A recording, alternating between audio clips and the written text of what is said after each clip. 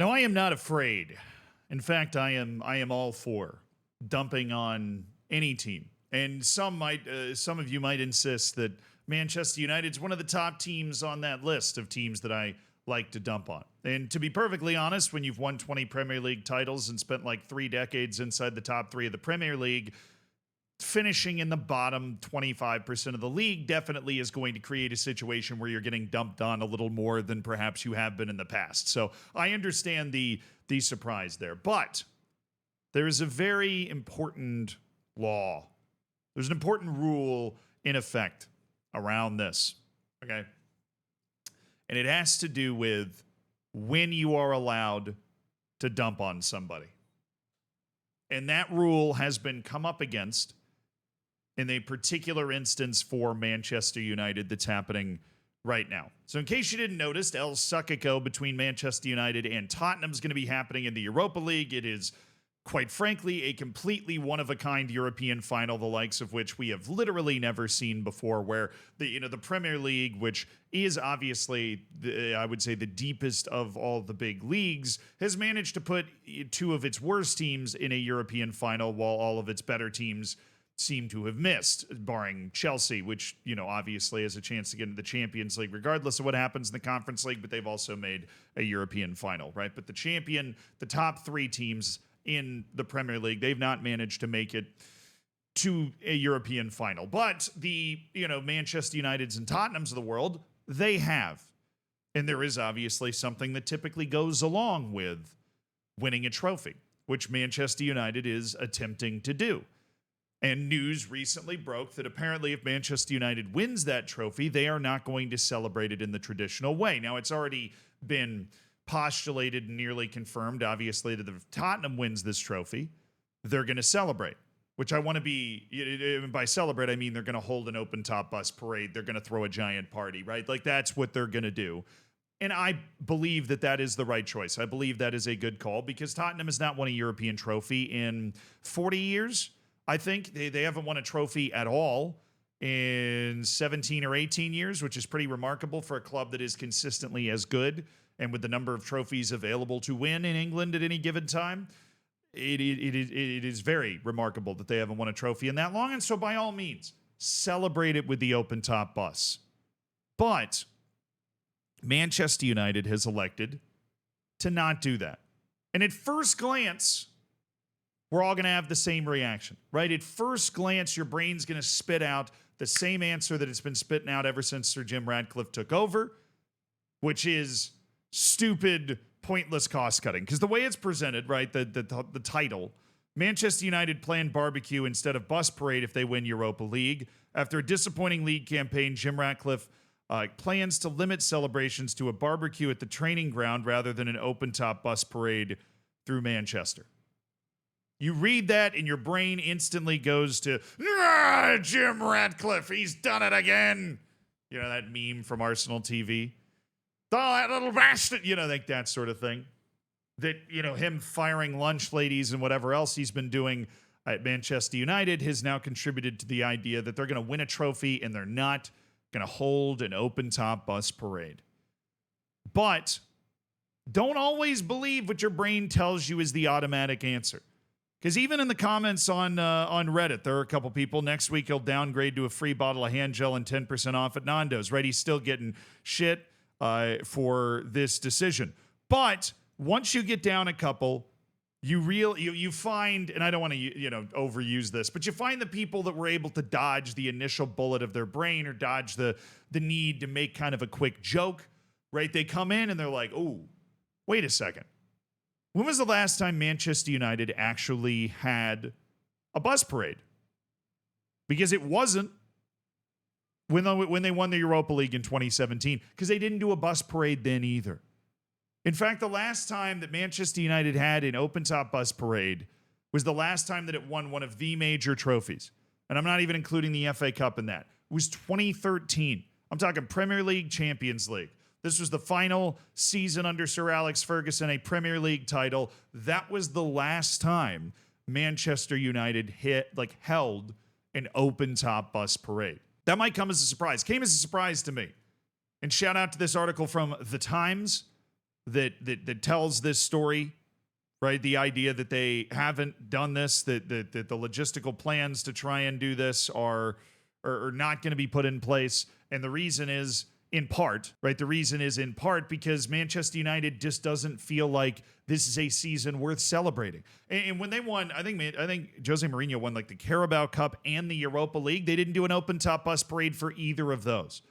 When Eric Ten Hag won the FA Cup, they didn't do an open top bus parade for that. And so instead of this being some sort of Sir Jim Ratcliffe cost-cutting measure, it turns out that Manchester United just has a very high threshold for what it celebrates with an open-top bus parade. Now, granted, a cookout at the training ground doesn't sound like a bad time. It would be with the coaches and the players and their families and stuff. It's not going to be like a big fan thing based off what I've read here. It would be more of a day after the game sort of celebration. But I respect this.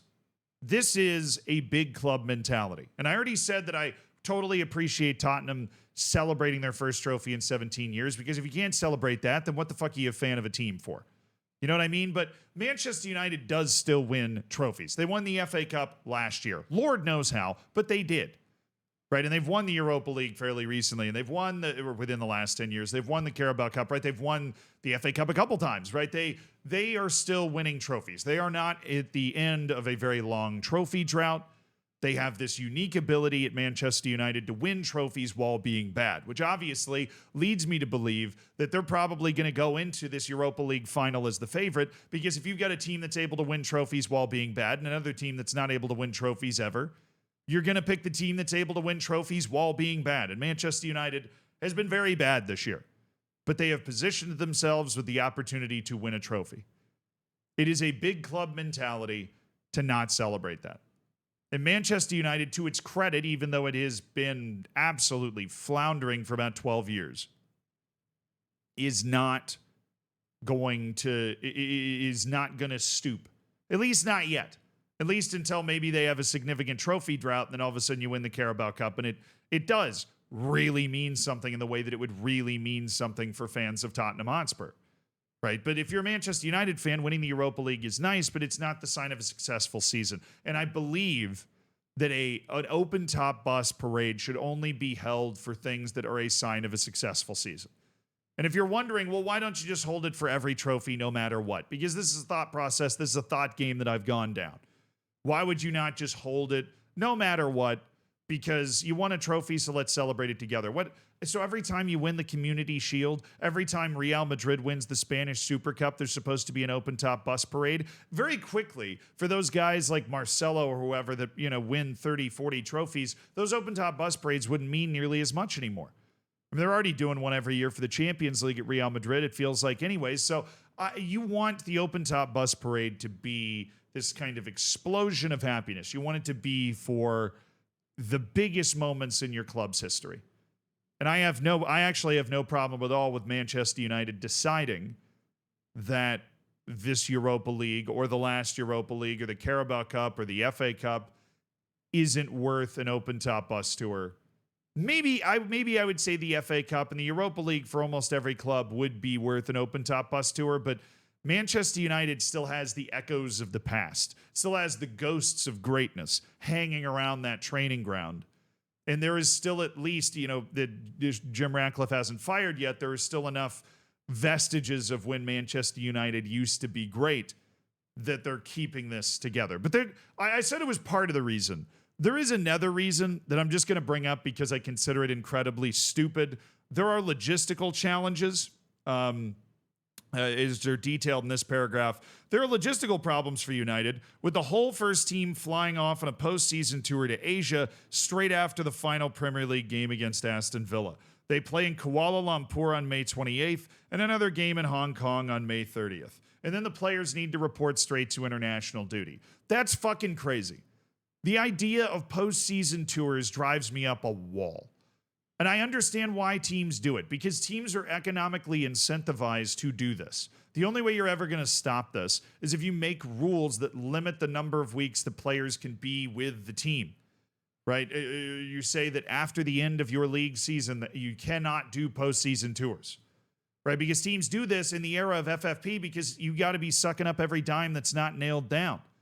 If you don't, every other team's going to be doing it, and then they're going to be able to spend more money because of it, because they went and played in Kuala Lumpur and they went and played in Hong Kong. But can you imagine playing a season that starts in late July and you get all the way to May, and you played in Europe and you played in all the cups and you played in all the league and you're traveling twice a week, right? And you are working an unbelievably intense physical and mental job from late July to May. And then the moment the season ends, you have so little time that they can't even consider mapping out a bus parade because you have to fly to Kuala Lumpur. You got to go to East Asia. You're hanging out in Hong Kong.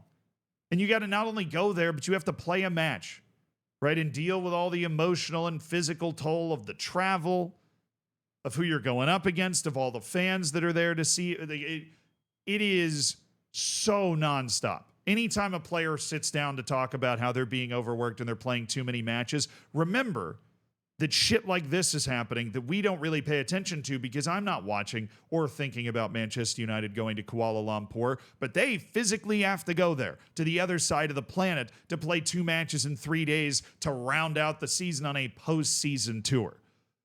Postseason tours need to be relegated to a thing of the past. But this being cited as part of a reason that you can't have a bus tour, and the only reason should be we aren't going to do the bus tour because we haven't had a good enough of a season. We'll celebrate winning the trophy, but it's not a reason to hold a parade downtown. That's cool. I'll back that up all day. This, logistical challenges, that's stupid. Hate that.